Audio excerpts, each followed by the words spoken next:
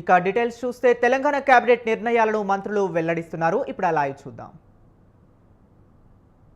లలో కేబినెట్ ఆమోదించిన ఈ 321 అంశాలు 23 డిపార్ట్మెంట్లలో ఏ రకమైనగా ఆమోదించబడ్డ రాటిఫై చేసిన అంశాలు ఫైనల్ గా పేదోడి కోసం చేసిన ఈ అంశాలు డెలివరీ ఎలా అయ్యాయి, దాని మీద మొదటిసారి దేశంలోనే ఏ రాష్ట్ర ప్రభుత్వము చేయని విధంగా ఈ 18 కేబినెట్లో అప్రూవ్ చేసిన అన్ని అంశాల మీద క్షుణ్ణంగా అంశాల వారీగా ఇంప్లిమెంటేషన్ ఎలా జరిగింది అనేది ప్రధానంగా ఈరోజు కేబినెట్లో డిబేట్ చేయటం జరిగింది. 96% అంటే 96% అంశాలు ఏవైతే కేబినెట్లో అప్రూవ్ చేయబడ్డాయో అవన్నిటి ఆల్రెడీ ఆర్డర్స్ ఇవ్వటమే కాకుండా వాటిని ఇంప్లిమెంటేషన్ స్టేజ్లోకి చేయటం జరిగిందనేది క్షుణ్ణంగా ఐటమ్ బై ఐటమ్ చర్చించిన తర్వాత ఈరోజు కేబినెట్ సహచార మంత్రులు, ఉన్నత అధికారులు, 23 శాఖలకు సంబంధించిన ప్రిన్సిపల్ సెక్రటరీస్, సిఎంఓ ఆఫీసు అందరం క్షుణ్ణంగా పరిశీలించిన తర్వాత గౌరవ ముఖ్యమంత్రి గారు,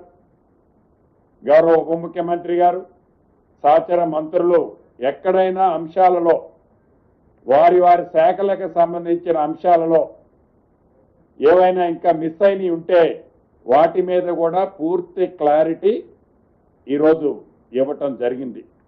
దీనితో పాటు ఏదైతే రాష్ట్ర ప్రభుత్వం గౌరవ ముఖ్యమంత్రి గారి ఆలోచన కానీ ఈ ప్రభుత్వం యొక్క ఆలోచన కానీ ప్రతి 2 వారాలకు ఒకసారి ఏదైతే కేబినెట్ నిర్వహించాలని గతంలో నిర్ణయం తీసుకున్నామో, ఇవాళ 10వ తారీఖు కేబినెట్ జరిగింది. మళ్ళీ 25వ తారీఖు నాడు కేబినెట్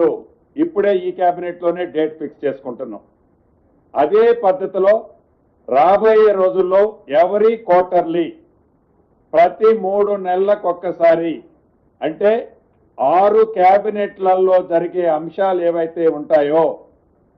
వాటి మీద కూడా కేబినెట్లో తీసుకున్న నిర్ణయాలు ప్రతి 3 నెలలకు ఒక్కసారి కేబినెట్లో మళ్ళీ రివ్యూ చేసి వాటిని ఇంప్లిమెంటేషను, విధి విధానాలు, పబ్లిక్ డెలివరీ చేసే సిస్టమ్ ఎలా ఉందనేది రాబోయే రోజుల్లో ఆ పద్ధతుల్లో నడపాలి. దేశానికే ఈ రాష్ట్ర ప్రభుత్వం, ఈ కేబినెట్ ఒక ఆదర్శంగా ఉండాలి అనే ఆలోచనతో ఒక అద్భుతమైన నిర్ణయాన్ని ఈరోజు కేబినెట్లో తీసుకున్నందుకు మనస్ఫూర్తిగా రాష్ట్ర మంత్రిగా నేను కూడా చాలా వ్యక్తిగతంగా ఆనందిస్తున్నాను. అదే రకంగా మొదటి నుంచి కాంగ్రెస్ పార్టీ చెప్తా వచ్చింది, మా నాయకులు రాహుల్ గాంధీ గారు తెలంగాణ రాష్ట్రంలో ఇందిరమ్మ ప్రభుత్వం వచ్చిన తర్వాత కేంద్ర ప్రభుత్వం దేశంలో ఏదైతే విస్మరించిందో ఆ విస్మరించిన దాన్ని తెలంగాణ రాష్ట్రంలో మోడల్గా కులగణన చేస్తామని చెప్పి దాన్ని సక్సెస్ఫుల్గా కులగణన చేయటమే కాకుండా ఆనాడు సంగారెడ్డి బహిరంగ సభలో,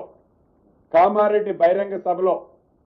మా నాయకులు చెప్పినట్లు ఆనాడు పెద్దల పొన్నం గారు కానీ మిగతా మా బీసీ నాయకులందరూ ఆ సభలో ఉన్నారు. అన్నట్లు తప్పకుండా కాంగ్రెస్ పార్టీ ఇందిరమ్మ ప్రభుత్వం అధికారంలోకి వచ్చిన తర్వాత రోల్ మోడల్గా, పైలట్గా తెలంగాణ రాష్ట్రంలో 42% బీసీలకి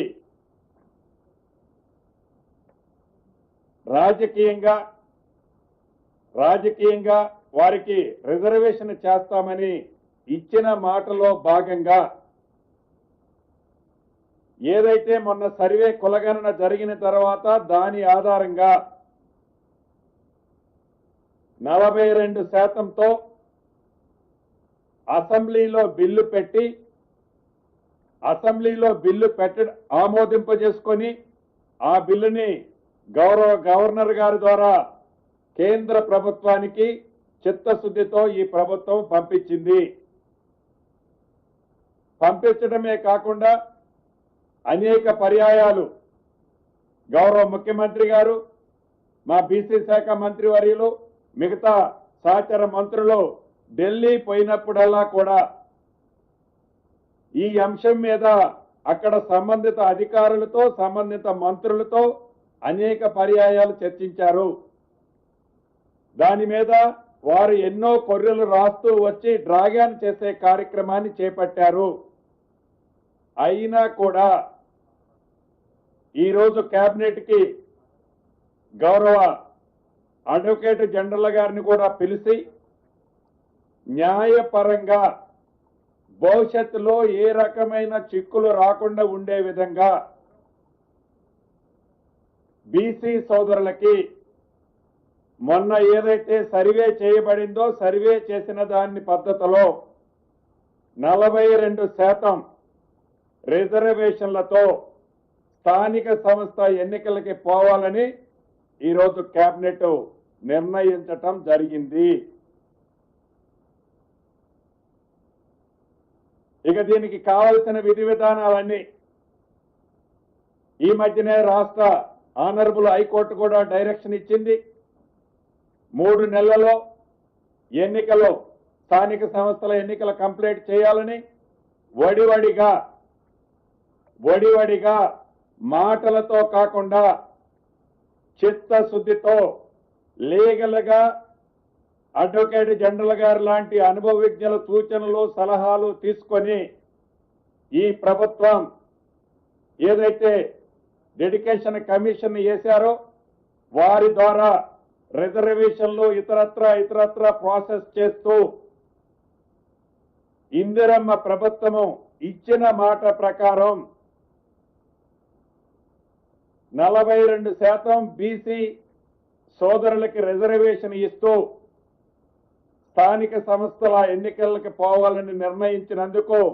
దాని మీద మా బీసీ మంత్రులు మళ్ళీ నేను మాట్లాడిన తర్వాత వారు కూడా మాట్లాడతారు. నా పక్షాన్ని కూడా రాష్ట్ర ప్రభుత్వాన్ని, గౌరవ ముఖ్యమంత్రి గారిని అభినందిస్తున్నాను. అదే రకంగా